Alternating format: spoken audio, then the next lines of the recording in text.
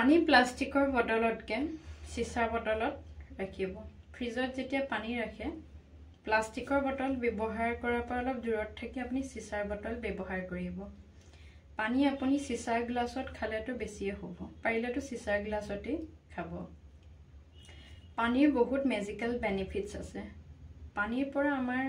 পানী আমাৰ জীৱনৰ লগত বহুত ওতঃপ্ৰোতভাৱে জড়িত অকল আমি গা ধুও খাওঁ তেনেকুৱা নহয় বহুত কাৰণত পানী আমাৰ জীৱনত জড়িত আমি পইচাকো পানীৰ লগত তুলনা কৰোঁ আমি সুখ শান্তিকো পানীৰ লগত তুলনা কৰোঁ তেতিয়াহলে ভাবকচোন পানীৰ কিমান গুৰুত্ব আছে কোনো কাৰণ নোহোৱাকৈ যে কেতিয়া পানী নষ্ট কৰিবই নালাগে আপুনি যদি বাথৰুমত পানী ওয়েষ্ট কৰে হেতু খুব অশুভ আপোনাৰ ছন্দটো বেয়া হয় বুলি কোৱা হয় আপুনি যদি এগিলাস পানী লৈছে খাবলৈ আপুনি পানী গিলাস সম্পূৰ্ণকৈ খাওক আপুনি পানী গিলাস অকণমান খাই বাকিখিনি এৰি নিদিব তাত আপোনাৰ বহুতখিনি এনাৰ্জি গুচি যায় সেইকাৰণে আপুনি পানী যদি খাই আপোনাৰ যদি পিয়াহ কম লাগিছে তেতিয়াহলে আপুনি অলপ পানী লওক কিন্তু আপুনি সৰহ পানী লৈ বাকি পানীখিনি এৰি নিদিব বা নষ্ট নকৰিব আপুনি কৰবাৰ পৰা আহিছে তেতিয়া আপুনি পানী গিলাসে বিচাৰিছে খুব ভাগৰত আহিছে আপুনি গা ধুব হয় নহয় আপুনি ভৰি হাত কেইটা ধুব আৰু আপুনি এগিলাস পানী বিচাৰিব তেতিয়া আপোনাৰ বহুখিনি গাটো বা আমাৰ সকলোৰে গাটো বহুখিনি সতেজতা আহি পৰে বা যদি টোপনি ধৰে তেতিয়াও আমি কি কৰোঁ আমাৰ মুখখন পানীৰে এবাৰ ধুই লওঁ আমি বহুতখিনি সতেজ অনুভৱ কৰোঁ আৰু আমাৰ টোপনিটো খুব কম যেন তেতিয়া অনুভৱ কৰোঁ আমিও যেতিয়া ৰাতি দেৰিলৈকে পঢ়িছিলোঁ আমিও তেতিয়া সেই তেনেকুৱা কাম কৰিছিলোঁ সেইকাৰণে পানীৰ অপব্যৱহাৰটো একেবাৰেই নকৰিব পানীৰ বহুখিনি মূল্য আছে এতিয়া কেইটামান মেজিকেল বেনিফিটছ মই কম পানীৰ কেইটামান মেজিকেল বেনিফিটছ কম পানীৰ প্ৰথমটো মেজিকেল বেনিফিটছ হৈছে আপুনি যেতিয়া বিছনাত শুবলৈ যাব ৰাতি তেতিয়া আপুনি আপোনাৰ ভৰিটো ধুই ল'ব আপুনি সাবুনত ব্যৱহাৰ কৰিব পাৰে যদি আপুনি সাবুন ব্যৱহাৰ নকৰাকেও আপুনি পানীৰে আপোনাৰ ভৰিটো এবাৰ ধুই ল'ব ভালদৰে ধুই ল'ব শোৱাৰ আগত যেতিয়া আপুনি ৰাতি শুবলৈ বিছনাত যায় তাৰ পিছত আপুনি ভৰিত ক্ৰীম লগাব বা নাৰিকল তেল যি লগায় আপোনাৰ তেতিয়া টোপনিও খুব ভাল হ'ব আৰু আপোনাৰ জীৱনত বহুতখিনি পৰিৱৰ্তন দেখিবলৈ পাব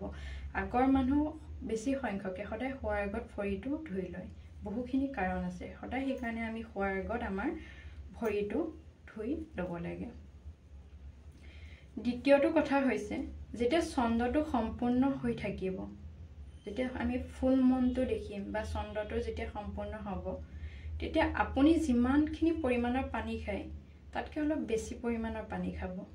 আপুনি ধৰক দিনটোত যদি 5 গিলাস খায় তেতিয়া আপুনি 7 বা 8 গিলাস খাব পানী এনেও আপোনাৰ যদি বেছিকৈ খায় এনেও চুলি চাল সকলোৰে কাৰণে ভাল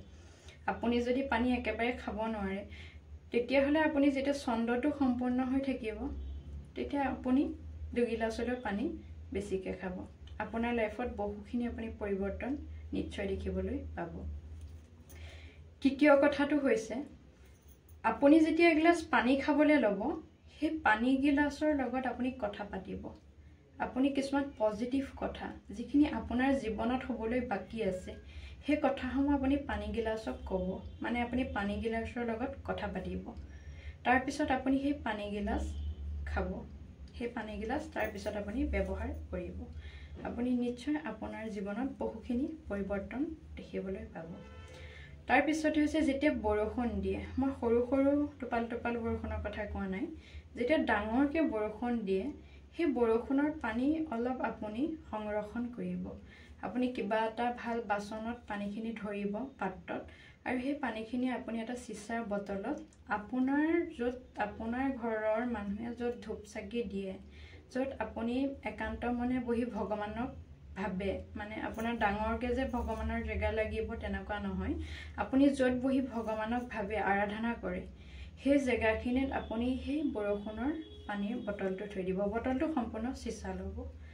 নিশ্চয় আপোনাৰ লাইফত বহুতখিনি পৰিৱৰ্তন আহিব আপোনালোকৰ ঘৰখনতে বহুতখিনি পৰিৱৰ্তন আহিব